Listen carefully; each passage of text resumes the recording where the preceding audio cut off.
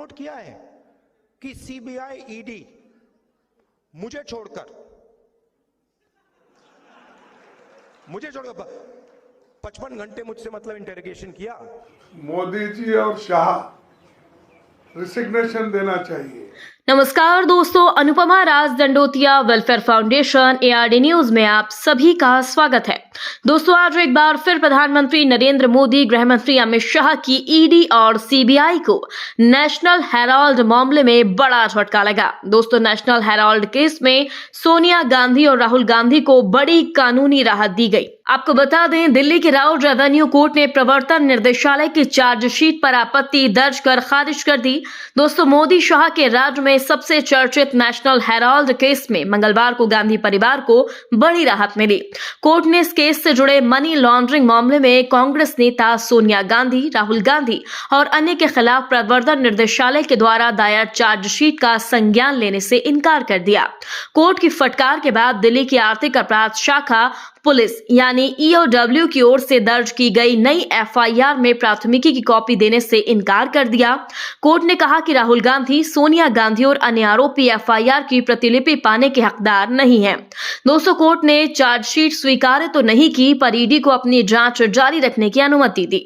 स्पष्ट किया कि आगे की जांच के लिए ईडी को स्वतंत्रता है। दोस्तों, आपको बता दें, कोर्ट ने साथ ही कहा कि ईडी का मामला सुब्रमण्यम स्वामी के द्वारा दायर एक निजी शिकायत और मजिस्ट्रेट के समन आदेशों पर आधारित है, न कि किसी प्राथमिकी पर। जिसके बाद ईडी जांच एजेंसी ने नए सिरे से मामले से जुड़े तथ्यों और साक्ष्यों को इकट्ठा करना जारी रखने की बात कही। दोस्तों, फैसले के बाद कांग्रेस की ओर से अपने आधिकारिक एक्स हैंडल पर एक पोस्ट लिखी गई, जिसमें कहा गया कि सत्य की जीत हुई। नरेंद्र मोदी सरकार की बदनीयत और गैर कानूनी तरीकों से की गई कार्यवाही पूरी तरह से बेनकाब हो गई। माननीय अदालत ने यंग इंडियन मामले में कांग्रेस नेतृत्व सोनिया गांधी और राहुल गांधी के खिलाफ ईडी की कार्यवाही को अवैध और दुर्भावना से ग्रसित पाया। कोर्ट ने फैसला दिया है कि ईडी का मामला क्षेत्राधिकार से बाहर है, उसके पास कोई प्राथमिकी नहीं है, जिसके बिना कोई मामला ही नहीं बनता। दोस्तों, आपको बता दें, इससे पहले दिल्ली पुलिस ने नेशनल हेराल्ड मामले में कांग्रेस अध्यक्ष सोनिया गांधी और पूर्व पार्टी अध्यक्ष राहुल गांधी सहित कई अन्य के खिलाफ FIR दर्ज की थी, जिसमें गांधी परिवार के अलावा कांग्रेस नेता Suman Dubey, Sam Pitroda, Young Indian Dotex merchandise limited, इसके प्रमोटर सुनील भंडारी और एसोसिएटेड जनरल लिमिटेड को नामजद किया गया और यह सभी नाम प्रवर्तन निर्देशालय यानी ईडी के चार्जशीट में शामिल हैं। यह आरोप पत्र गत अप्रैल में दिल्ली की अदालत में दाखिल किया गया था। अदालत ने इस चार्जशीट पर संज्ञान लेने से जुड़े अपील पर अपना आदेश 16 दिसंबर तक स्थगित रखा। दोस्तों, कोर्ट से राहत मिलते ही इस मामले में कांग्रेस नेता अभिषेक मनु सिंघवी ने कहा, तथ्यों के बिना 2014 से चलाया जा रहा राजनीतिक बदला है। दोस्तों, यही नहीं, अभिषेक सिंघवी ने आगे कहा कि जबकि ईडी सीबीआई को कोई सबूत नहीं मिला, नेशनल हेराल्ड मामले में बिना तथ्य के यह मामला 14 से अभी तक चलाया जा रहा है। ईडी और सीबीआई कई मौकों पर यह साफ कह चुकी थी कि इस पूरे मामले में कोई भी एविडेंस नहीं है।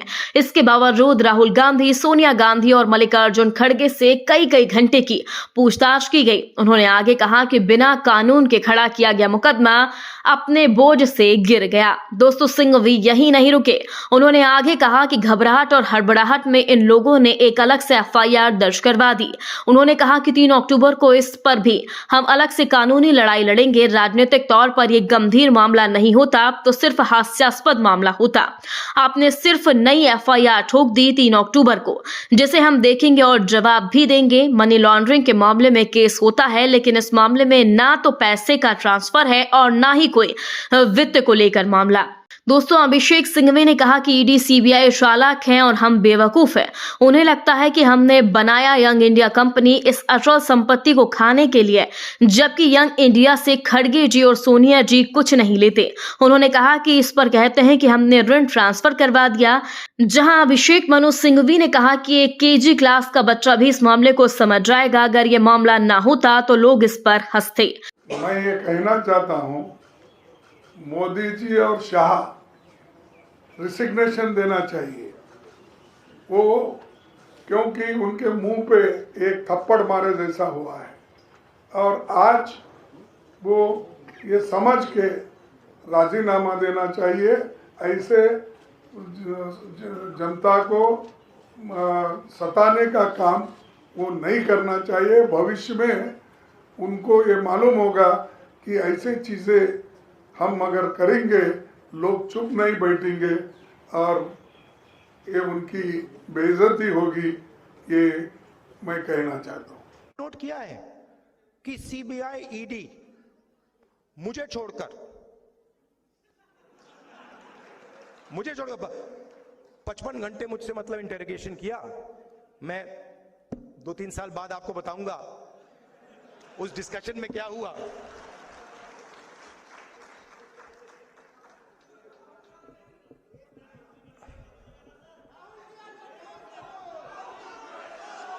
मैं बताऊं आपको क्या हुआ, बताऊं?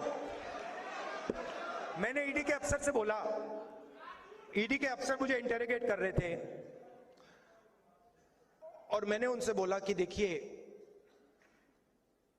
आप सोच रहे हो कि आपने मुझे यहां बुलाया है, मगर आप गलतफहमी में हो। आपने मुझे यहां नहीं बुलाया, मैं यहां आया हूं।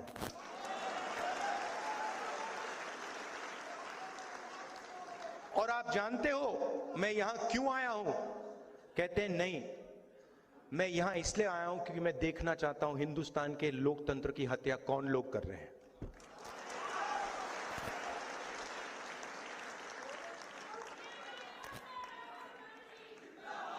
मतलब आप क्या समझे हो?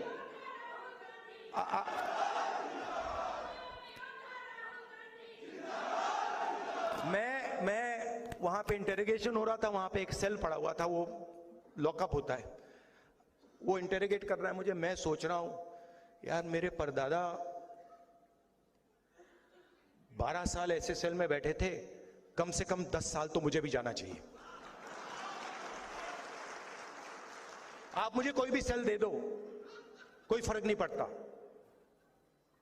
तो मेरा कहना है कि हिंदुस्तान की जनता के सामने हिंदुस्तान की रियलिटी डालनी है। और मैं बिलीव करता हूं, चाहे वो किसी भी जात का व्यक्ति हो, अगर हमने रियलिटी सामने रख दी ऐसे,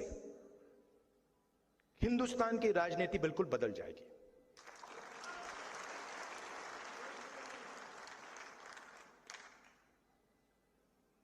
और उसको बदलना ही। दोस्तों, इस पूरी खबर पर आप भी अपनी राय जरूर दें।